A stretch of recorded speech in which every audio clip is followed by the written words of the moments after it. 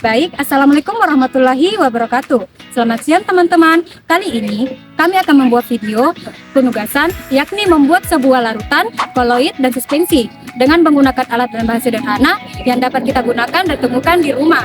Jadi, untuk mengetahui cara untuk membedakannya, yuk simak baik-baik videonya. Dalam kehidupan sehari-hari, tentunya kita tidak pernah terlepas dari yang namanya campuran. Bagaimana contohnya, yakni kita saat kita membuat kopi susu, kita akan mencampur kedua bahan itu agar kita bisa seduh. Nah, di bahan kimia itu sendiri terbagi menjadi atas 3 macam, yaitu larutan, koloid, dan suspensi. Pada umumnya, kita sering menjumpai berbagai macam larutan, koloid, dan suspensi.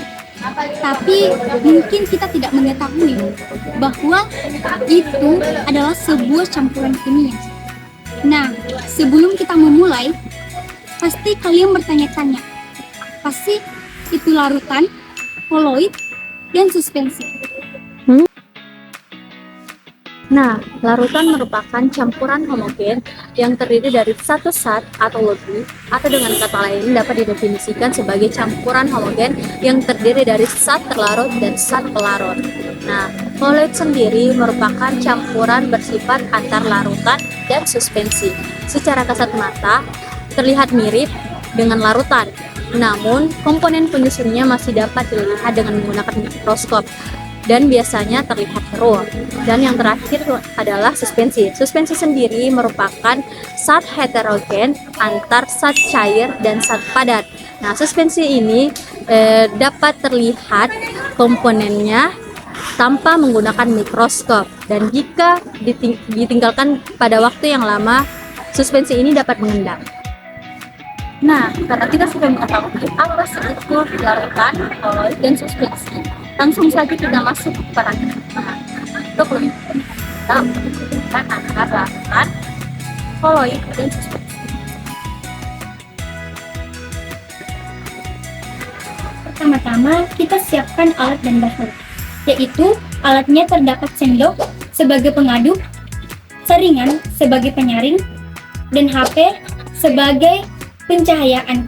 Dan adapun gelas, terdapat 4 gelas karena gelas satunya itu sebagai wadah penyaring larutan, dan bahannya terdapat susu, kopi, gula, dan air. Langkah yang pertama kita lakukan adalah memasukkan ketiga bahan ini, yaitu susu, kopi, gula.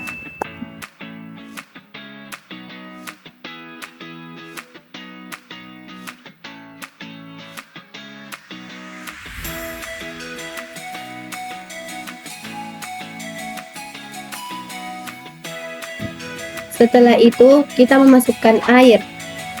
Air di sini berfungsi sebagai zat pelarut, sedangkan susu, kopi, gula berfungsi sebagai zat berlarut.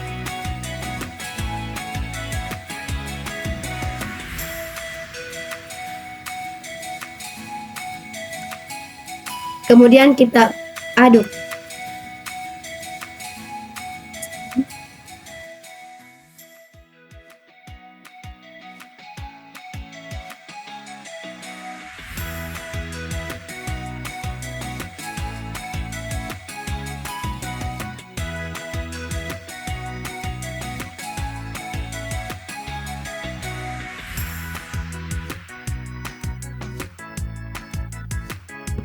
baik pada larutan pertama yaitu larutan gula, di mana hanya terdapat satu fase dan tidak terdapat partikel-partikel kecil. Dan yang kedua yaitu larutan kopi. Pada larutan kopi ini terdapat endapan dan ada dua fase. Selanjutnya pada larutan ketiga yaitu larutan susu, di mana terdapat partikel-partikel kecil dan memiliki dua fasa, di mana jika dilihat dari jarak jauh maka partikel-partikel kecil tersebut tidak akan nampak, tapi jika dilihat dari dekat maka akan terlihat partikel-partikel kecil tersebut. Baik. Untuk mengetahui lebih lanjut perbedaan antara larutan, koloid, dan suspensi, kita dapat mengujinya melalui efek Tyndall. Pertama adalah pengujian larutan gula.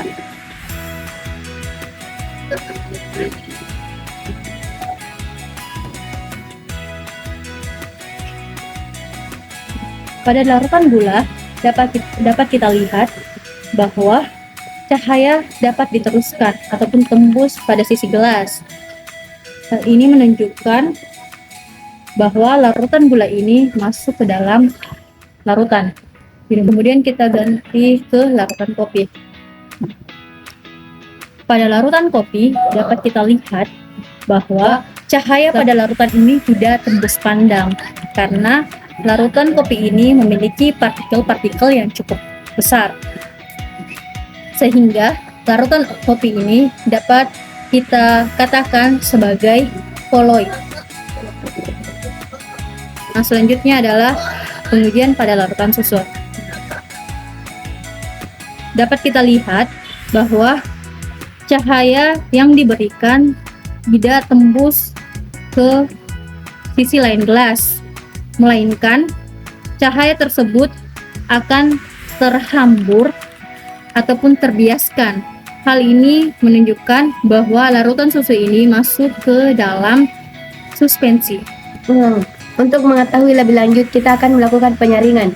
Yang pertama itu penyaringan air gula.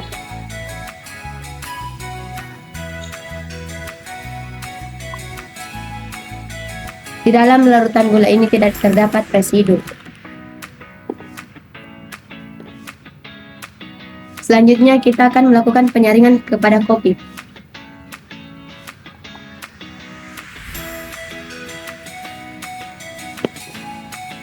Pada kopi terdapat residu karena partikel-partikelnya yang besar. Selanjutnya kita akan melakukan penyaringan kepada susu.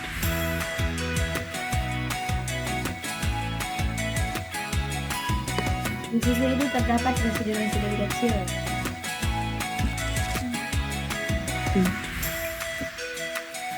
Dengan demikian, dapat diketahui bahwa praktik percobaan dalam membedakan ketiga campuran kimia tersebut menunjukkan bahwa gelas yang berisikan larutan susu merupakan sebuah suspensi, lalu gelas yang berisikan larutan kopi merupakan sebuah koloid, dan gelas terakhir yang berisikan larutan gula merupakan sebuah larutan.